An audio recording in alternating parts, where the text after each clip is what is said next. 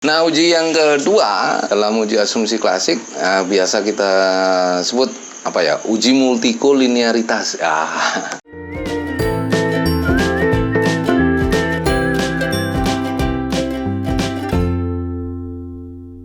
Uji multikolinearitas ini digunakan untuk menguji ada tidaknya hubungan antar variabel bebas. Namanya juga variabel bebas, maka tidak boleh ada hubungan di antara kedua variabel bebas atau lebih variabel bebas yang kita gunakan dalam persamaan regresi. Nah, ini aku sharing pengalaman sedikit waktu aku meneliti tentang pertumbuhan ekonomi di suatu daerah. Aku diminta untuk menguji pengaruh antara jumlah penduduk dan pertumbuhan jumlah peserta KB terhadap pertumbuhan ekonomi. Nah, kalau kita lihat secara teori, maka antara pertumbuhan jumlah penduduk dengan pertumbuhan jumlah peserta KB ini sebenarnya secara teori itu saling mempengaruhi. Manakala pertumbuhan peserta KB tinggi, maka yang terjadi adalah pertumbuhan penduduk akan menurun, akan melemah. Tapi setelah aku uji multikolinearitas, ternyata lolos. Artinya tidak ada hubungan linear antara pertumbuhan peserta KB dengan pertumbuhan jumlah penduduk.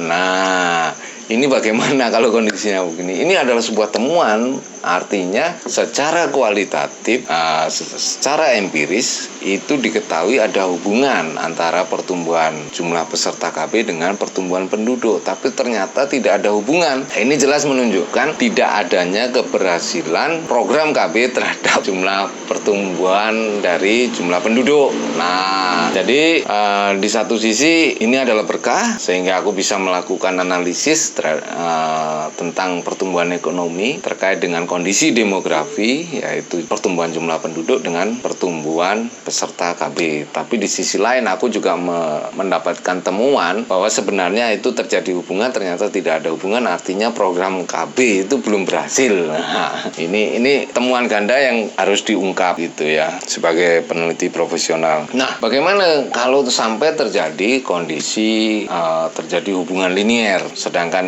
di sisi lain secara teori, secara empiris harusnya tidak ada hubungan linear antar variabel bebas, tapi saat diuji kok terjadi hubungan linear.